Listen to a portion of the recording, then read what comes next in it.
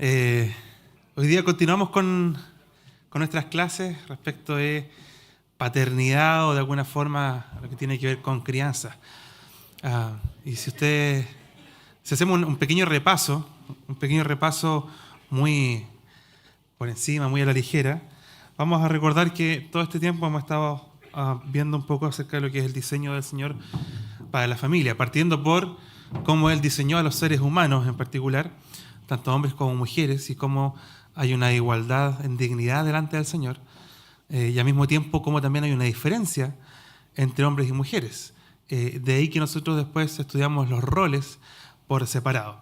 Y hoy día estamos viendo cómo esos roles, cómo esas diferencias y cómo este diseño del Señor se aplica de alguna forma al núcleo familiar, y específicamente lo que tiene que ver con la crianza, con respecto de los padres y los hijos. Y las últimas semanas hemos estado viendo específicamente el tema de la disciplina o la corrección, cuando corregimos conducta, pero también dijimos cuando debemos llegar al corazón de la conducta, que finalmente la conducta es una expresión externa o un síntoma del problema real que está en el corazón de cada persona, que es el pecado. Entendemos, ¿cierto?, que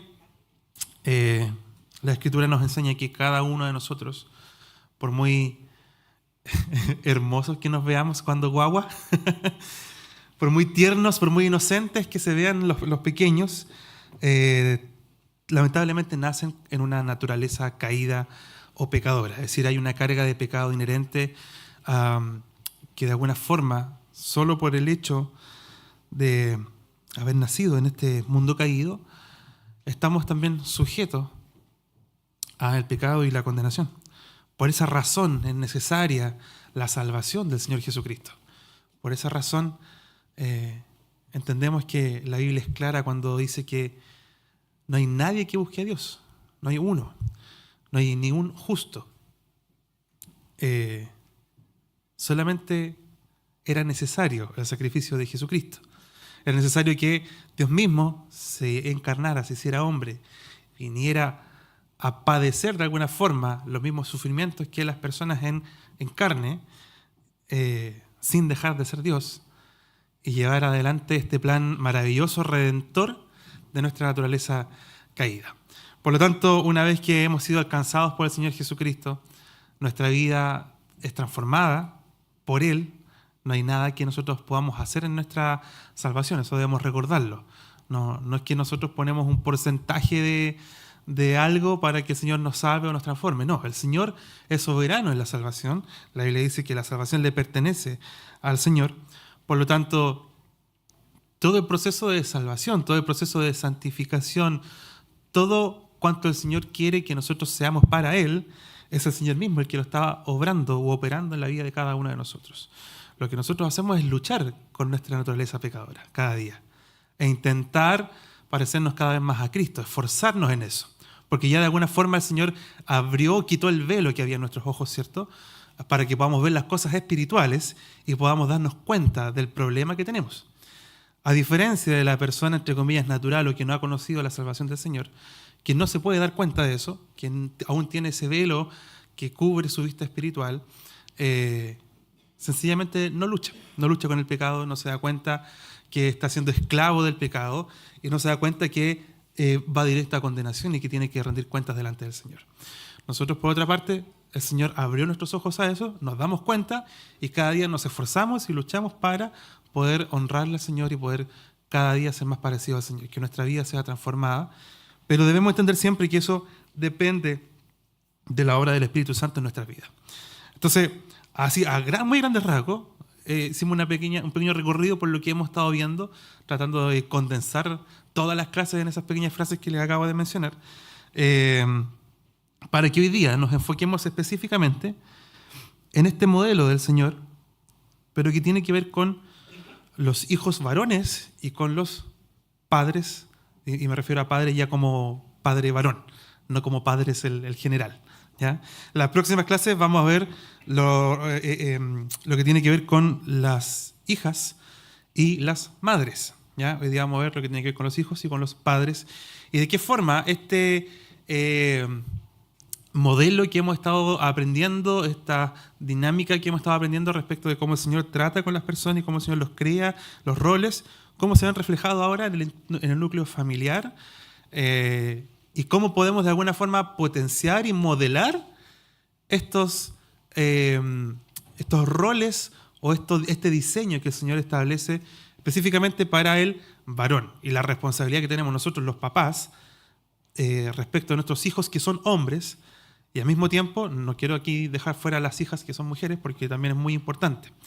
Así que esa es la idea de lo que vamos a hacer hoy día. ¿Ya? Vamos a tratar de condensar ahí en algunos consejos bien puntuales la relación que debería haber entre los padres y los hijos varones. Vamos a tener un tiempo de oración después de esta pequeña introducción. Aprovechamos ahora por la ofrenda también. Señor, te agradecemos por este tiempo que tú nos das. Te damos gracias por las ofrendas que son recibidas, Señor. Gracias también porque tú nos bendices a cada uno de nosotros de formas que ni siquiera esperábamos o no imaginábamos, y también creo que nuestros hermanos, cada uno de nosotros, Señor, da conforme como tú, Señor, nos has prosperado. Te pido que tú recibas también nuestras ofrendas de forma grata y que puedan ser usadas, Señor, para la expansión de tu reino. Permite que nuestra iglesia, Señor, use de buena forma los recursos que tú has puesto en nosotros, Señor, para poder bendecir a otros, para poder ser de edificación a la iglesia, Señor, y también impactar con el evangelio a otros. Guíanos, Señor, en esta clase. Ayúdanos a ver, Señor, todos estos principios que hemos estado estudiando el último tiempo, Señor, y cómo son desarrollados o de alguna forma son modelados en el núcleo familiar. Permítenos, Señor, examinarnos a nosotros mismos, darnos cuenta si tal vez estamos obrando quizás de una forma equivocada o quizás sin ninguna mala intención, pero sin intencionalidad en nuestro rol. Ayúdanos a corregirlo si es necesario, Señor. Como también fortalece y anima a mis hermanos que sí tal vez se están dando cuenta de que van por buen camino. Permíteles también, Señor, a ellos ser bendecidos de edificación y que ellos también puedan bendecir a otros. Te lo pedimos en el nombre de Jesús. Amén. Bien. Yo soy padre de una niña. No soy padre de un niño. Mi hermano Iván es padre de 3 niños. Entre comillas niños, ya son grandes ya, ¿cierto? El hermano Frank no está hoy día. El hermano Frank fue padre de un varón y después fue padre de una niña. Entonces, yo quiero preguntar, no sé si alguien quiere comentar su experiencia respecto de lo que sintieron en el caso de los que son padres de hijos varones, ¿cierto? ¿Qué sintieron al momento de ver a sus pequeños o al saber que iban a tener un hijo varón? Porque puede que el sentimiento es muy distinto al padre que va a tener una niña. ¿Ya? ¿Alguien quiere compartir su experiencia? Yo, por ejemplo, en un principio, cuando Kiel estaba embarazada y sabíamos que iba a ser niña, sentí un grado de responsabilidad enorme. Y en cierto punto también sentí mucho temor, porque yo no sabía cómo tratar con las mujeres, excepto con mi esposa y con mi mamá. Siempre me he rodeado de hombres y obviamente conozco las actividades de los hombres, pero ¿cómo voy a criar una niña si nunca no sé cómo tratar a las mujeres? Entonces sentí mucho temor en cuanto a mi tarea y un grado de responsabilidad tremenda.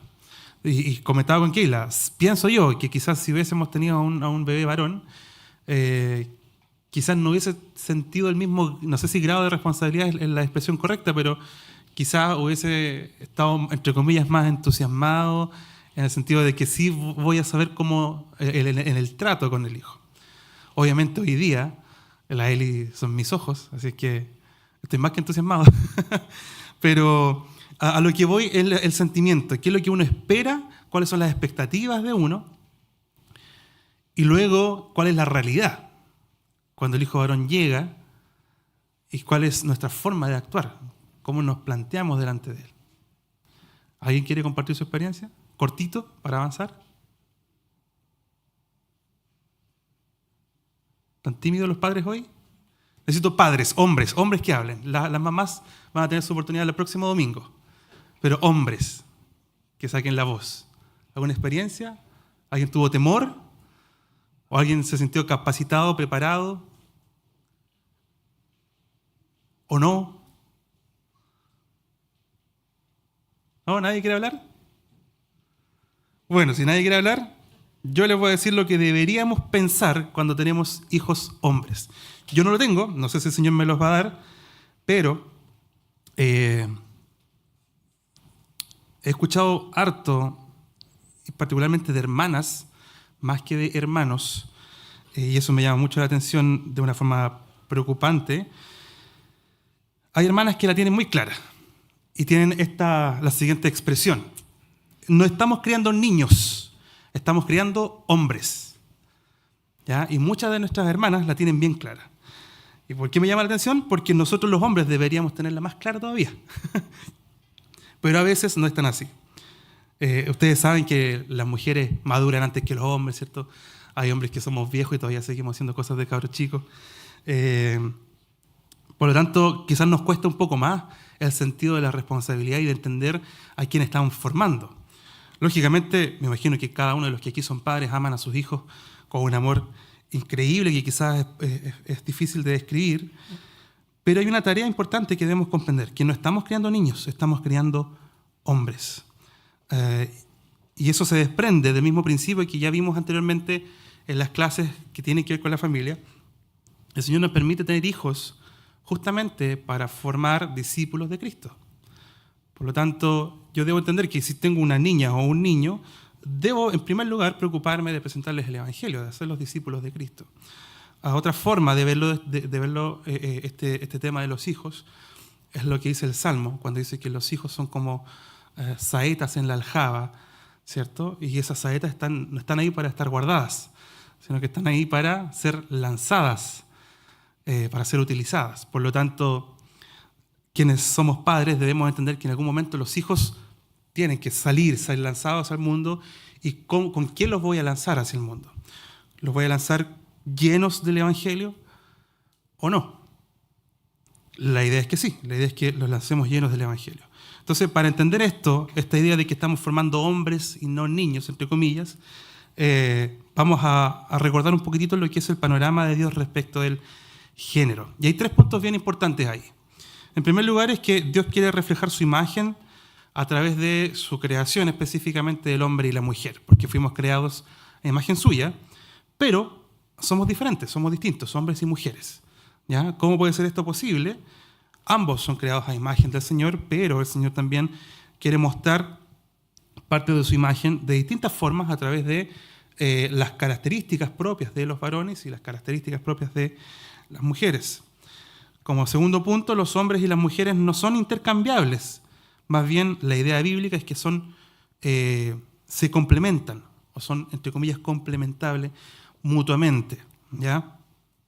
Y el tercer punto es que el complementarismo se demuestra en el liderazgo y la sumisión, algo que nosotros ya estudiamos tiempo atrás, pero también está representado en los roles de los hombres y las mujeres.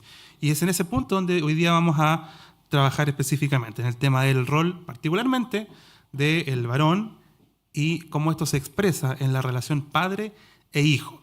La siguiente clase se va a ver lo mismo, pero cómo se expresa en la relación madre e hija. ¿Ya? Entonces, no sé si se acuerdan de las clases de masculinidad y feminidad, vimos una definición respecto de lo que podría ser la masculinidad bíblica, ¿cierto? Y vamos a ver qué es y cómo la enseñamos. Dijimos que, la siguiente, por favor. Dijimos que el corazón de una masculinidad madura, ese es un punto importante, hay un sentido de responsabilidad benevolente. ¿Para qué? Para liderar, para proveer y para proteger a las mujeres de formas que sean apropiadas en las diferentes relaciones del hombre. Esa definición nosotros ya la estudiamos tiempo atrás y dijimos que es aplicable o bastante amplia para aplicarlo a distintos contextos y nosotros lo vamos a ver específicamente aquí en lo que es el núcleo familiar. Entonces vamos a ir definiendo parte de esta definición o vamos a ir viendo algunos extractos de esta definición y cómo puede ser eso expresado en la vida familiar. Vamos a Efesios 5:25, por favor, que ahí hay una gran enseñanza respecto de la labor del varón. Hemos ido harto a ese pasaje durante este tiempo, así que deberíamos más o menos ya conocerlo. Efesios 5 tenemos la instrucción ahí tremenda del Señor hacia los esposos, hacia las esposas, luego hacia los hijos en Efesios 6. Y no es coincidencia de que la temática no sea, entre comillas, específicamente de la familia, sino que la temática es el sometimiento mutuo, para después empezar a dar las siguientes instrucciones. Pero veamos Efesios 5:25, que es algo bien particular para los maridos. Dice: maridos, amad a vuestras mujeres, así como Cristo amó a la iglesia y se entregó a sí mismo por ella. Esa es una de las principales instrucciones que el Señor nos da a los maridos. ¿Difícil de cumplir? Por supuesto que sí. ¿Imposible en algunos casos? ¿En nuestra propia carnalidad me refiero? Por supuesto que sí. Pero tenemos la gracia del Señor, que nos permite cada día luchar y poder cumplir con esto. No queremos cualquier masculinidad para nuestros chicos o nuestros niños. Hay mucha masculinidad inmadura, eso debería haberlo resaltado ahí. Hay mucha masculinidad inmadura en el mundo. Hay algunos que han descrito la masculinidad inmadura como una masculinidad débil, torpe y matón, o hombres débiles, torpes y matones. Esa es como la masculinidad inmadura que podemos ver en el mundo o que podemos identificar en el mundo de una forma súper clara. Ahora, ¿en qué sentido? Débiles porque son considerados, entre comillas, niños, que no tienen fuerza suficiente para sus tareas, ni siquiera para mantener sus propios pensamientos. Torpes en el sentido de que son, entre comillas, eternos adolescentes, que andan de aquí para allá, ¿cierto? Y que no hay ninguna decisión clara. O el otro extremo, que serían los matones, que se cree con la superioridad máxima y pueden hacer lo que ellos quieran y todo el mundo tiene que estar rendido a sus pies. Esa masculinidad no es la que queremos para nuestros niños o nuestros hombres. Esa no es la masculinidad bíblica. La masculinidad bíblica más bien tiene que ver con lo siguiente, particularmente a nosotros, padres, y las madres también pueden hacer esta tarea: ofrecer una visión bíblica de la masculinidad madura a nuestros hijos. ¿Cuál es esa visión bíblica? Lo que acabamos de leer. Que el marido ama a su mujer así como Cristo amó a la iglesia. Pero ¿cuál es la expresión práctica de cómo Cristo amó a la iglesia? Que se entregó a sí mismo por ella. Por lo tanto, en el núcleo familiar entendemos que mostrar este sacrificio o este amor sacrificial por las esposas es una forma de mostrar o de visibilizar una masculinidad madura hacia los hijos varones. No, aquí hago un pequeño paréntesis, no pensemos en que esto no es para las hijas o para las madres. Al contrario, presten mucha atención, porque es como deberían esperar que los esposos se comporten y es lo que deberían esperar también de lo que vamos a formar en los niños, ¿ya? Esto es el ideal, la instrucción bíblica es el estándar que nosotros estamos tratando de alcanzar. En nuestras fuerzas es prácticamente imposible, pero acabo de mencionar que tenemos la gracia del Señor Jesucristo para poder lograrlo. C.J. Mahoney, en uno de sus libros, dice lo siguiente: los padres más efectivos son en realidad los esposos que hacen de su objetivo amar a sus esposas bíblicamente. Es decir, más allá de la labor de padre, la efectividad del padre mismo tiene que ver con su relación con su esposa, con qué es lo que él le muestra a los hijos en cuanto a su relación con su esposa. O dicho de otra forma, no solo los hijos van a ser bendecidos por una buena paternidad, sino que también las hijas. Es decir, un padre que ama bíblicamente a su esposa, que se entrega por ella, que la cuida y valora como lo hace con su propio cuerpo, está también reflejando las buenas nuevas del Evangelio, que es lo que vemos aquí en Efesios 5:25. La pregunta para nosotros los padres: ¿estamos personificando esta clase de masculinidad madura abnegada? Estamos dejando a un lado quizás nuestros propios pasatiempos, trabajos o ambiciones, fíjese bien, para crecer en sacrificio. Ahí radica el punto de una masculinidad madura. Lógicamente debemos ejercitar la piedad, debemos crecer en amor, debemos crecer en santidad, y esto se expresa o se refleja finalmente en la práctica, en que también estamos creciendo en sacrificio. Y el sacrificio no es fácil, no es grato, no es cómodo, porque implica obviamente sacrificio, sacrificarnos a nosotros mismos por el bienestar de nuestras esposas. Alguien puede decir, sí, yo me sacrifico todos los días y voy temprano al trabajo, llego tarde a la casa para traer el alimento, el sustento a la familia. Muy bien, hermano. Gracias al Señor porque tiene trabajo y porque puede hacerlo así. Pero el sacrificio va mucho más allá de solo el sustento. Implica muchas cosas más. Entonces, nuestra tarea parece que cada vez se nos hace más pesada, pero podríamos decir gratamente pesada. Porque nuestra tarea en sí misma finalmente es reflejar a Cristo. Y Cristo, creo que no lo anoté ahí. Si veamos la siguiente. No la anoté, pero quédate ahí nomás en la siguiente. Algo importante respecto a esto que les mencioné, que habían hombres débiles, torpes y matones. Fíjense en el ejemplo máximo del Señor Jesucristo cargando la cruz. ¿Cómo se veía ese hombre azotado y cargando la cruz? ¿Cómo se veía? ¿Cómo lo veían las personas? Totalmente débil, destruido. Eso no es entre comillas, un ejemplo a seguir para el mundo de hoy, ¿cierto? No es una visión de hombre fuerte. Pero en esa debilidad, digamos, visual o física, era el hombre más fuerte del universo, porque estaba cargando con el peso de todo el pecado de la humanidad. Por lo tanto, ahí está el punto de la masculinidad madura. En el sacrificio tan extremo del Señor Jesucristo, que en medio de la, entre comillas, debilidad física, por los azotes y todo lo que Él recibió, cargando la cruz, finalmente estaba mostrando una fortaleza ejemplar al sacrificarse a sí mismo por personas que no lo merecían, personas que ni siquiera pidieron su ayuda, que ni siquiera le buscaron. Al contrario, al sacrificarse y entregarse por quienes lo condenaban, por quienes lo rechazaban. Por lo tanto, ese es el punto, o ahí radica esta idea de la masculinidad madura, en el sacrificio tal como Cristo lo hizo por su iglesia. Entonces, si yo me estoy sacrificando en mi trabajo para llevarle sustento a mi familia, amén, gracias al Señor por eso, pero sacrifiquémonos más.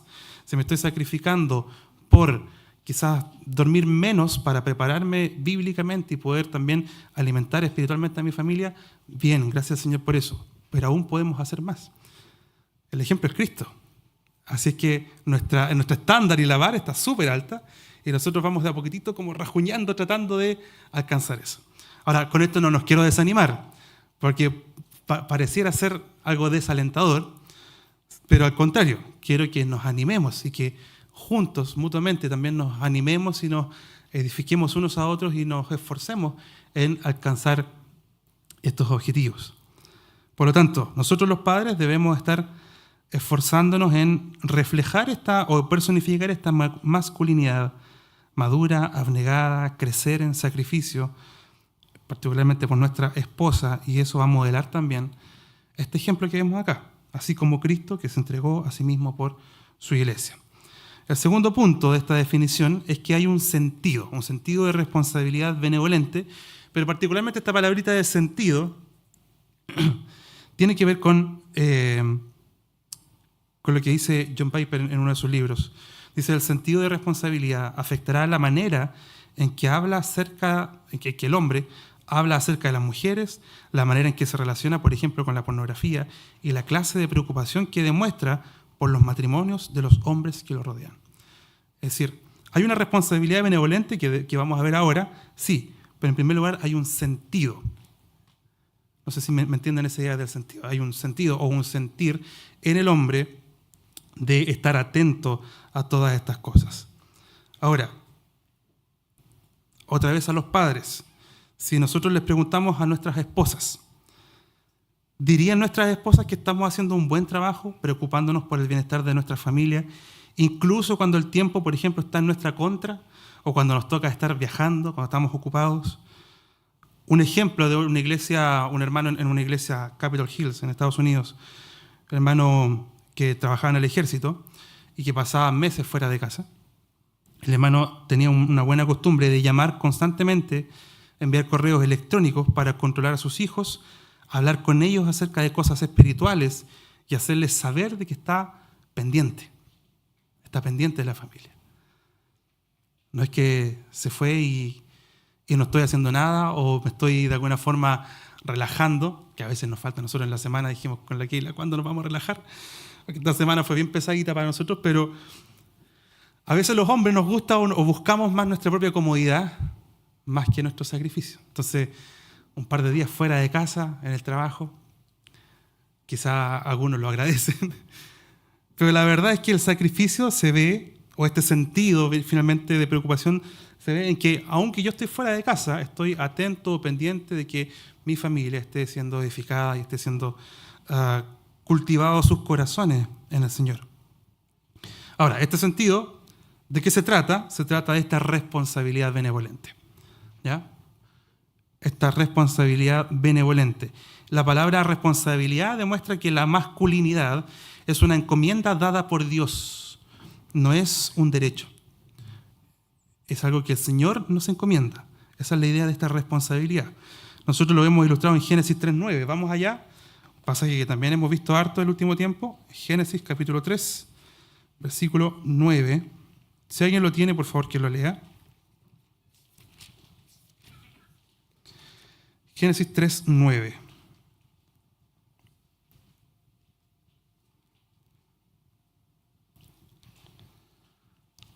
Quien lo tenga, que lo lea, por favor, fuerte y claro. Mas Jehová Dios llamó a hombre y le dijo, al hombre y le dijo, ¿dónde estás tú? Ok, gracias, hermana. Jehová llamó al hombre y le dijo, ¿dónde estás tú? Esto es, si lo entendemos en el contexto, después de la caída, después de la desobediencia, ¿cierto? Y después de que comieron el fruto, sintieron temor, se vieron desnudos, y Jehová llega al huerto a pedir cuentas. ¿Y a quién llama? Al hombre, no llama a la mujer.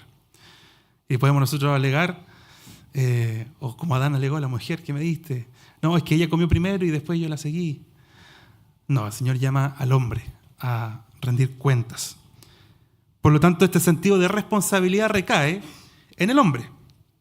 Ya vimos recién ahí en Génesis 3:9 que el Señor le pide cuentas al hombre y así lo va a hacer también con nosotros. Adán debía rendir cuentas a Dios primero por la vida moral de la familia. Así también nosotros debemos hacerlo por nuestras propias familias. Por lo tanto, en este sentido de responsabilidad benevolente, nosotros los padres debemos enseñar a nuestros hijos, hombres particularmente, a asumir responsabilidades no solo por ellos mismos, sino también por otros, que se hagan responsables de otros. Capacitarlos para pensar acerca de su responsabilidad, por ejemplo, para con sus hermanos, si tenemos hijos que tienen hermanos pequeños, o para con sus amigos.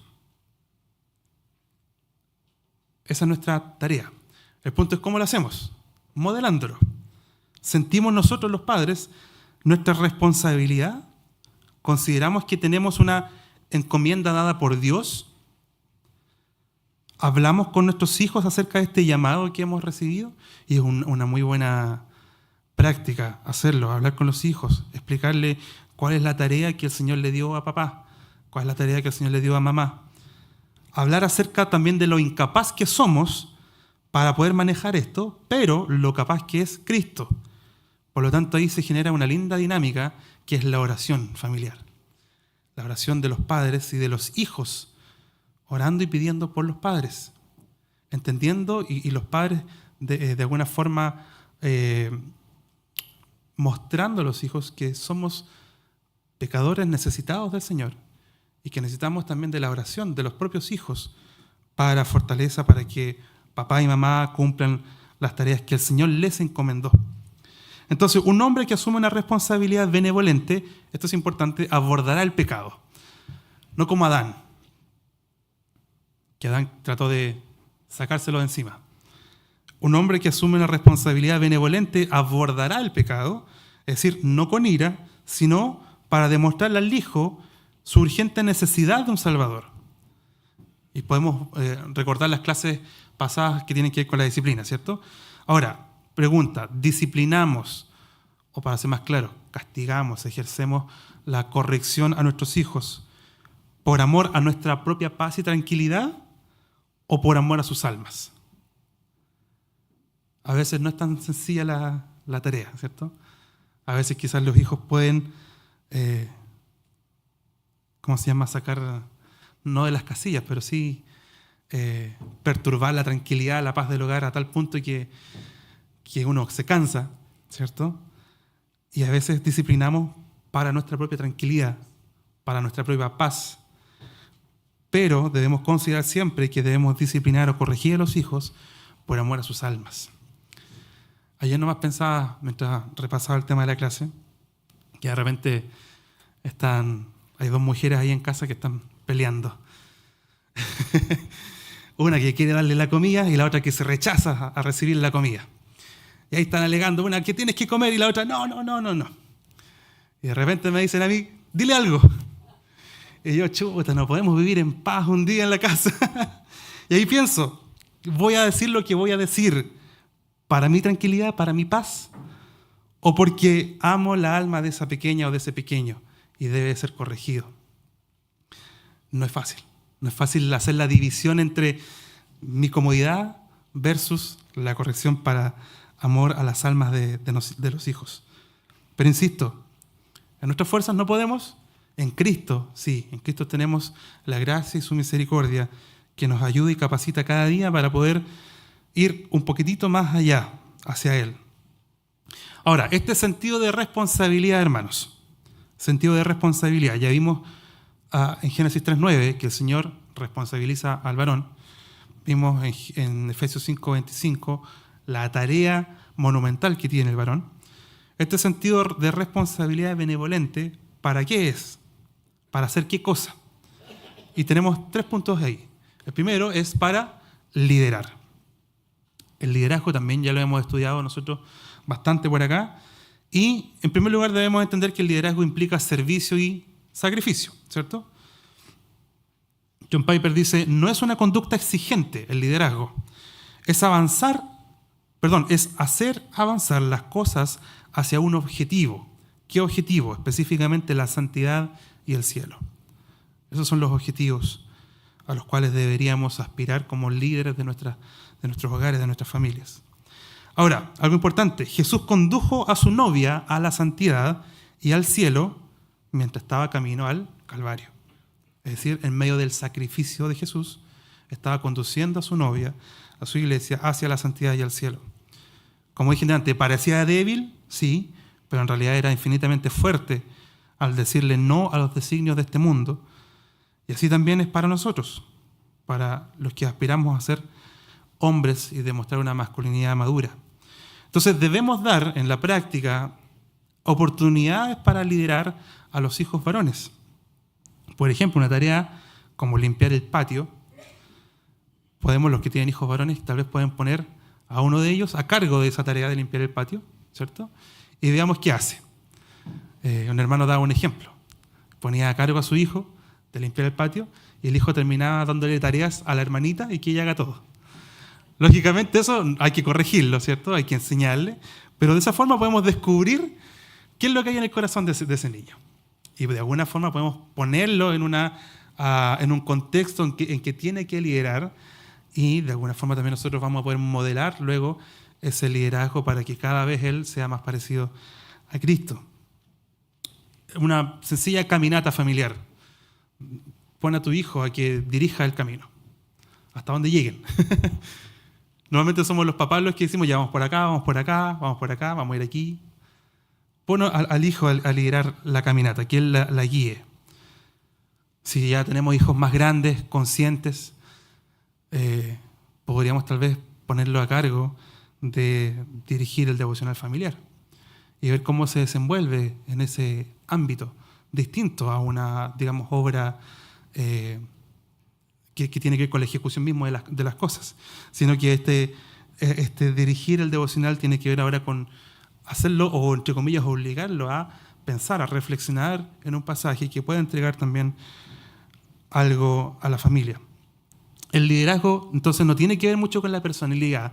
A veces pensamos que una persona que no es tan extrovertida, una persona que quizás no habla bien en público, una persona que quizás no tiene un carácter fuerte, no sirve para liderar, pero la realidad es que no tiene mucho que ver con eso. Estamos hablando aquí de que el Señor Jesucristo, humillado y cargando una cruz, estaba liderando a su esposa hacia la santidad. Por lo tanto, no se trata mucho, en nuestro caso, de la personalidad de la persona misma. Obviamente no todos tienen la misma personalidad, entre comillas, del líder, pero sin embargo no es una excusa.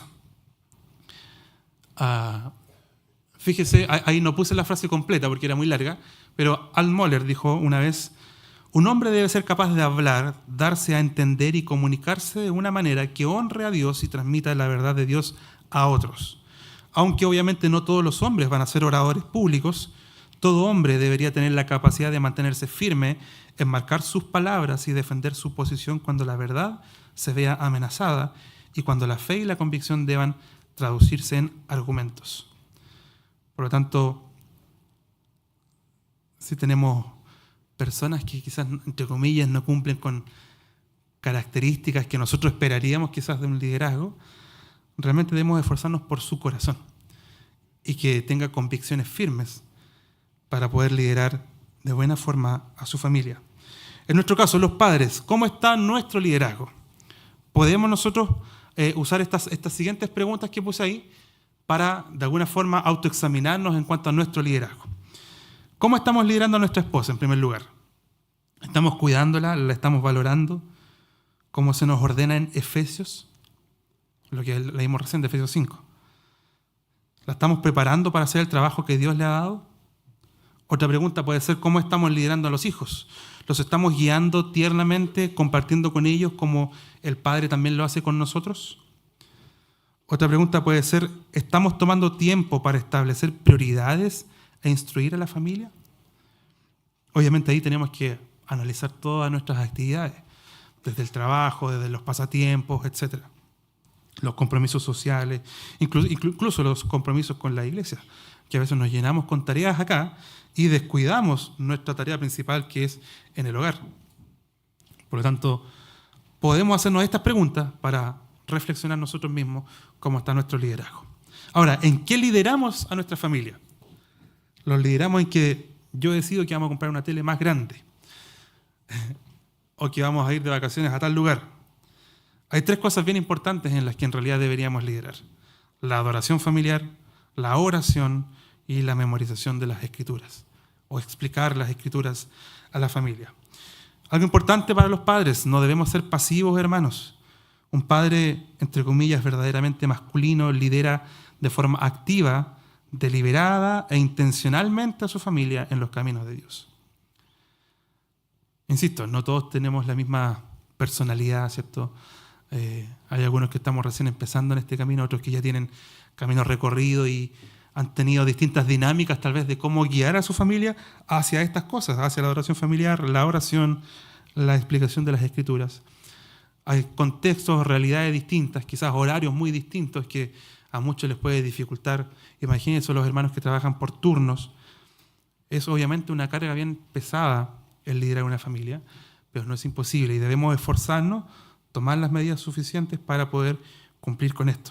Es decir, sea el contexto que sea, debemos nosotros liderar activamente, deliberada e intencionalmente a nuestra familia hacia los caminos del Señor. Por lo tanto, un hombre maduro tiene este sentido de responsabilidad benevolente para liderar y junto con eso para proveer, que es el segundo punto de esta responsabilidad. Fíjese lo que dice John Piper respecto a esto. Cuando no hay pan en la mesa, es el hombre quien debería sentir la mayor presión por hacer algo para conseguirlo. Un caso extremo, ¿cierto? Damos gracias al Señor que esto poco pasa hoy en día en nuestra congregación, y si hay algún hermano en necesidad, también el Señor provee a través de la misma iglesia los recursos y los elementos necesarios para nuestros hogares. Muchos hemos sido muy bendecidos por la iglesia para esto. Pero somos nosotros los padres los que deberíamos de alguna forma sentir esta responsabilidad principal en cuanto a la provisión. Yo no dudo que los hermanos que aquí están cumplen con esto, pero déjeme decir que es bien preocupante las nuevas generaciones. Yo hago clase en Santo Tomás, el Instituto de Santo Tomás. Estoy cada segundo semestre de cada año, recibo a los de primero. El primer semestre le hago clase a los de último semestre y el segundo semestre les hago clase a los que están entrando. Y estos últimos años hay una, ¿cómo se llama?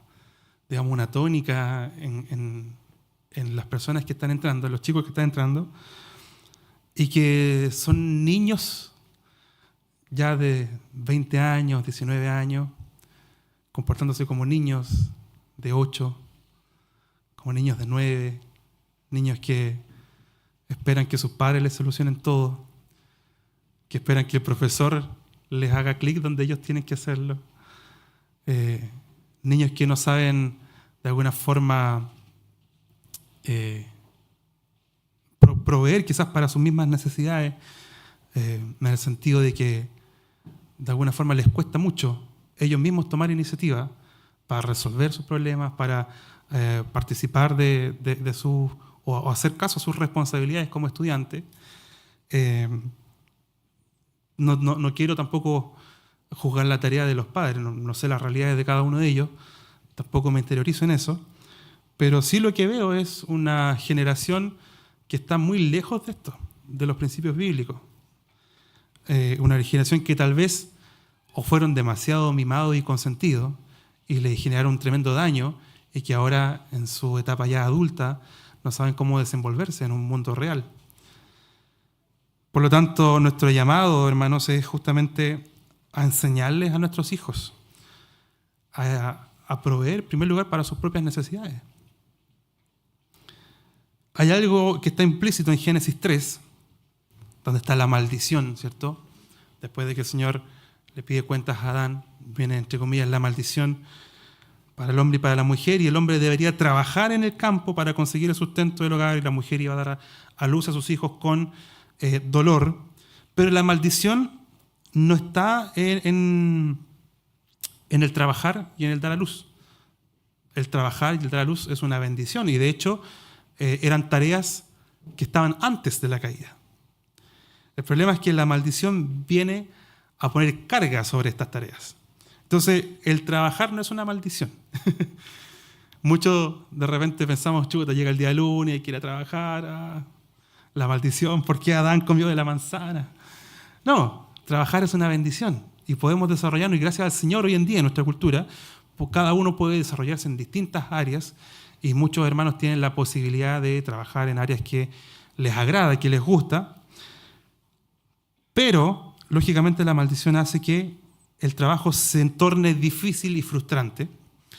Así como el dar a luz es una bendición para las hermanas, la maldición hace que este dolor obviamente sea también o torne difícil y frustrante el trabajo maternal. Por lo tanto, el punto aquí no es que nosotros, por ejemplo, dictemos y digamos a los hijos o modelemos a los hijos, ya, lavar la ropa es de mujeres, lavar el auto es de hombres. Hay distintas tareas que cada uno puede realizar, o picar leña es de hombre, etc. Cada uno podemos realizar, ¿cierto?, las tareas de la casa. Obviamente vamos a los hombres cargar con las tareas que tienen mayor peso o exigencia. A las mujeres queremos cuidarlas y que hagan las tareas que tengan menor exigencia en cuanto a el peso, ¿cierto?, en cuanto a cargar cosas. Pero la responsabilidad principal, hermanos, es que los hombres maduros deberían sentir responsabilidad en velar que haya provisión y protección. Vamos a Deuteronomio, no sé si lo puse ahí, Deuteronomio 10:17. Necesito aquí ayuda, por favor. Deuteronomio 10:17, que alguien me ayude con eso. Veamos Jeremías 31. Perdón, Deuteronomio 10, 17 y 18. Jeremías 31, versículo 32. Y Colosenses 2:9.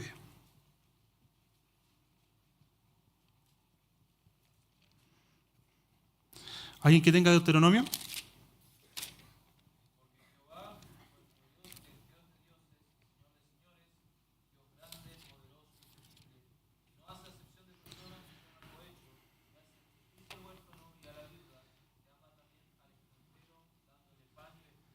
Ya. Comenzamos diciendo que nosotros los padres somos o deberíamos reflejar el ejemplo de Cristo y la iglesia, ¿cierto? Deberíamos reflejar de alguna forma el carácter del Señor para con sus criaturas. ¿Y cómo es el Señor? Aquí vemos algo bien importante. El Señor, dice acá el versículo 17, nuestro Dios es Dios de dioses y Señor de señores, a tal punto que luego en el versículo 18 dice que Él hace justicia al huérfano y a la viuda, ama también al extranjero y provee, le da, le entrega para sus necesidades pan y vestido. Por lo tanto, si nosotros queremos parecernos al Señor, también la tarea es de la provisión de entregar pan y vestido a nuestra familia. Veamos Jeremías 31, versículo 32. ¿Alguien que lo tenga? No como el pacto que hice con sus padres el día que tomé su mano para sacarlos de la tierra de Egipto. Porque ellos invalidaron mi pacto, aunque fui yo un marido para ellos, dice Jehová. Aquí todavía más claro. Fui yo un marido para ellos, dice Jehová. Este mismo ejemplo que veíamos en Efesios 5, el Señor aquí usa esta figura de marido para ejemplificar, ¿cierto?, la provisión y sustento que Él entregaba al pueblo. Veamos por último Colosenses 2:19. Alguien que lo tenga, que lo lea.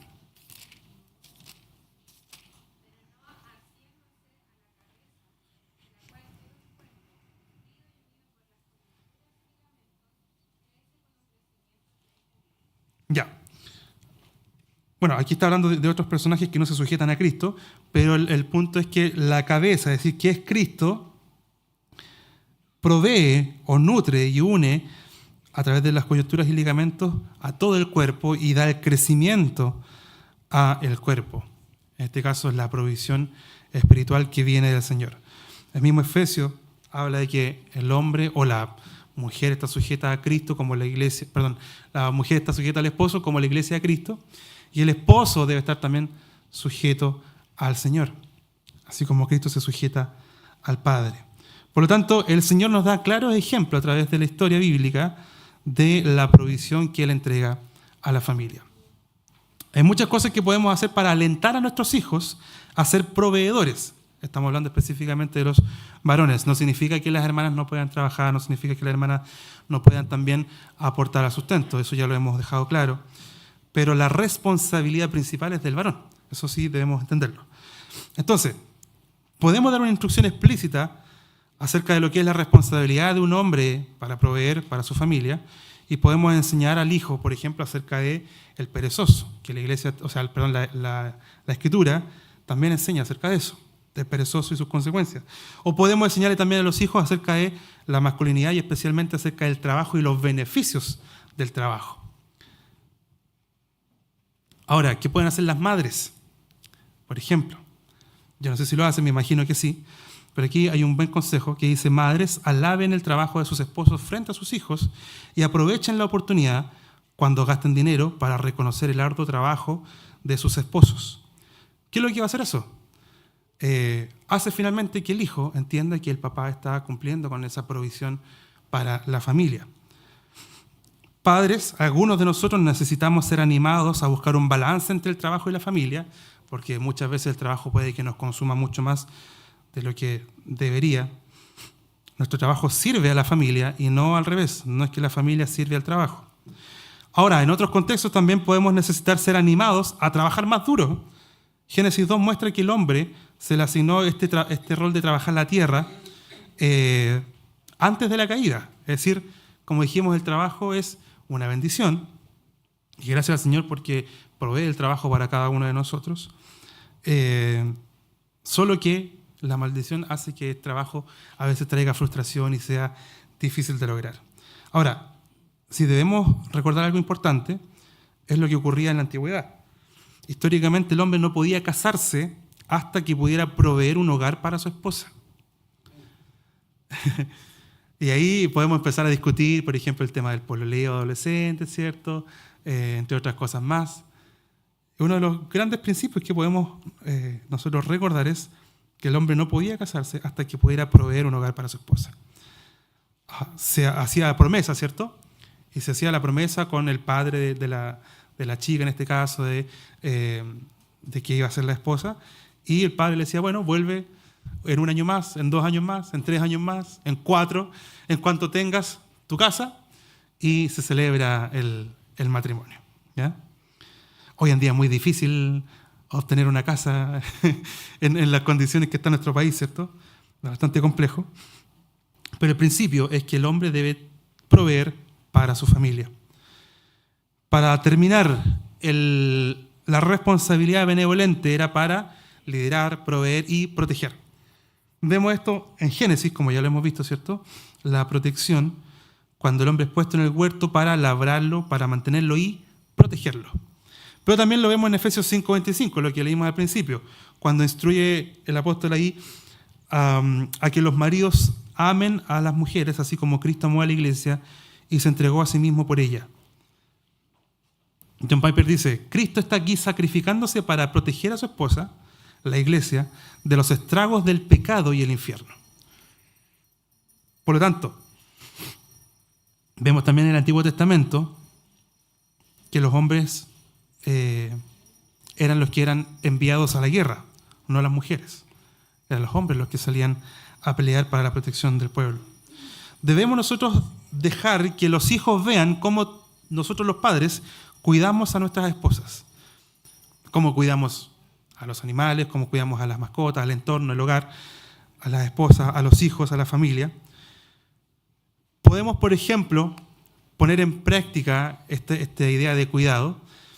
Los que tienen familias más numerosas, yo tengo solo una hija, no puedo hacer esto, pero los que tienen familias más numerosas, por ejemplo, si hay que subir una escalera de noche, a oscuras, ¿a quién voy a mandar adelante?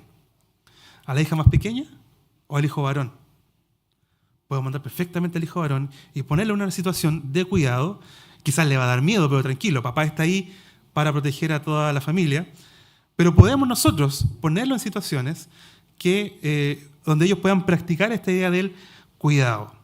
Recuerden que estamos viendo lo relacionado a padres e hijos, varones. Próxima clase vamos a ver lo relacionado a madres e hijas. Otro ejemplo, cuando los niños juegan, la pelota cae en un arbusto con espinas. ¿Quién va a ir a buscar la pelota? ¿La hermanita o el hermanito? Deberíamos nosotros, de alguna forma, permitir que el varoncito vaya, entre comillas, se sacrifique, se pinche un poco los bracitos, ¿cierto?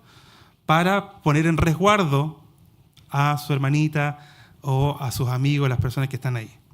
De esa forma vamos a inculcar esta idea o este sentido de cuidado. Padres y madres podemos enseñar esto a nuestros hijos, enseñarles también a ser sensibles con sus mamás, sus hermanas, a cuidarlas, a protegerlas, a hablarles cortésmente. Nosotros los padres debemos modelar esta clase de cuidado sensible y protector a nuestros hijos. Ahora, podemos hacer una pregunta que puede tener quizás distintas respuestas. Podemos preguntarle a los hijos, ¿soy muy duro con tu mamá? ¿Le preguntaría usted a sus hijos? ¿Qué cree, qué piensa que van a responder? Eso lo sabe usted, ¿no? ¿Qué piensa que sus hijos van a responder? ¿Soy muy duro con tu mamá? Nosotros los padres podemos también establecer ejemplos para los hijos. ¿Qué es lo que estamos viendo? ¿Dónde ponemos nuestros ojos? ¿Qué estamos prefiriendo por comprar? Nosotros también podemos protegernos y de esa forma mostrar también a los hijos la protección hacia la familia. Ahora, algo importante, además de la protección física, estamos llamados a la protección espiritual, a la protección del corazón y de la mente de nuestras esposas, en primer lugar, nuestros hijos.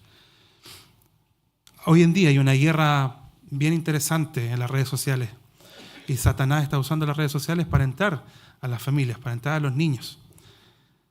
¿Nosotros estamos dejando que Satanás entre a nuestro hogar a través de las redes? Debemos sentir la responsabilidad de proteger a nuestros hijos. De ahí que también hay herramientas para el control parental, ¿cierto? Controlar qué es lo que ven los hijos, o poner ciertos horarios, ciertos límites, autorizar ciertas cosas, no autorizar otras cosas en cuanto a lo que nuestros hijos ven en la web. Entonces, en resumen, hermanos, tenemos todo esto que vimos, lo podemos resumir en dos grandes cosas, en algo que es una representación o una instrucción. En primer lugar, la representación, podemos considerar que la mejor forma de criar hijos masculinos, como decía Al Mohler, es que los padres personifiquen esta masculinidad. Lo que practicamos intencionalmente a diario, eventualmente va a quedar plasmado en nuestros hijos. En ocasiones hay matrimonios que son, ¿cómo se llama? Se fue la palabra. Entre comillas, matrimonios de igual sexo, no en el sentido de la homosexualidad, sino en el sentido de que no hay distinción en los roles. No hay una distinción entre el padre y la madre, lo cual no es correcto. Creemos que es una situación lamentable. Por lo tanto, nosotros somos claros y bíblicamente debemos entender que los padres no son lo mismo que las madres. Debemos dejar claro y modelar esta masculinidad hacia nuestros hijos y debemos también mostrarnos o mostrarle a nuestros hijos que papá y mamá necesitan del Señor para poder cumplir con sus labores y sus roles que el Señor les entregó. Por otro lado, la instrucción tiene que ver con enseñarnos o que nosotros enseñemos con una instrucción explícita y clara cómo es un hombre piadoso, cómo es un hombre o una masculinidad madura hacia los hijos. Debemos usar un lenguaje bíblico, por ejemplo, del liderar, del proveer, del proteger, explicar bíblicamente estos conceptos a nuestros hijos y de alguna forma intentamos explicar la palabra de Dios para enaltecer la belleza de este diseño del Señor para los hijos. Debemos recordar, hermanos, que comenzamos esta serie de clases hablando acerca de cómo el hogar está lleno de retratos personificados de relaciones redimidas por el Señor. Y la relación entre padres e hijos modelan algo justamente de esta relación. En primer lugar, entre el padre y el hijo y entre nuestra relación con Dios como nuestro Padre. Ahora, los hijos no son algo que al Señor se le ocurrió a última instancia. Algo le falta a esta creación, voy a hacer que tengan hijos. No. Vemos que el tema de los hijos es un punto clave que el Señor usa para prepararnos para comprender las verdades básicas del Evangelio.